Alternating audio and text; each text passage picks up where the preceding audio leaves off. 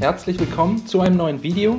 Heute zeige ich euch ein leckeres Rezept für kleine Mürbeteig-Tartelettes, gefüllt mit einer luftigen Zitronencreme und frischen Beeren.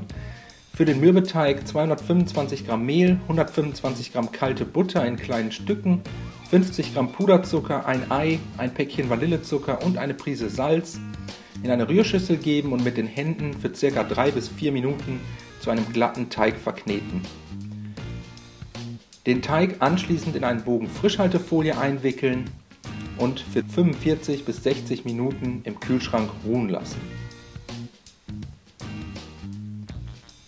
Währenddessen können wir uns um die Zitronencreme kümmern. Dafür 125 Gramm geschmolzene Butter, 125 Gramm Zucker, 2 Eier und den Abrieb sowie Saft von 2 unbehandelten Zitronen in eine Schüssel geben und mit einem Schneebesen oder Mixer für 1 bis 2 Minuten verquirlen, bis sich alle Zutaten gleichmäßig verteilt haben. Die Zitronenmasse anschließend in einen Topf gießen, bei niedriger bis mittlerer Hitze erwärmen und für ca. 2 bis 3 Minuten unter ständigem Rühren leicht andicken lassen. Dann direkt vom Herd ziehen und für ca. 1 bis 2 Minuten weiter rühren, damit sich nichts am Topfboden absetzen kann. Die Creme anschließend zur Seite stellen und komplett abkühlen lassen.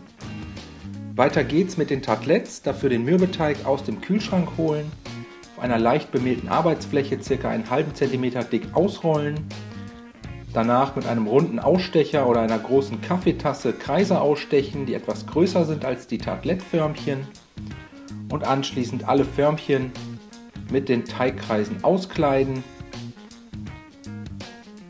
Die Teigböden danach zum Blindbacken mit Backpapier belegen, außerdem jeweils mit einer Handvoll Hülsenfrüchten beschweren und dann im vorgeheizten Backofen bei 180 Grad Ober-Unterhitze für ca. 20 Minuten backen.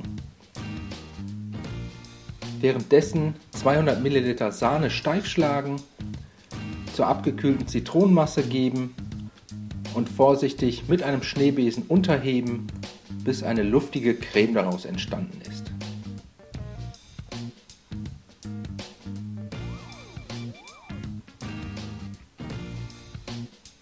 Als nächstes die Tartelettes aus dem Ofen holen, das Backpapier samt Hülsenfrüchten entfernen und die Mürbeteig-Tartelettes jetzt auf einem Gitter komplett abkühlen lassen. Zum Servieren ein Tartelett mit einem gehäuften Esslöffel der Zitronencreme füllen, außerdem mit einer Mischung aus frischen Beeren oder Früchten belegen, mit einem Minzblatt garnieren und zum Schluss mit etwas Puderzucker bestäuben.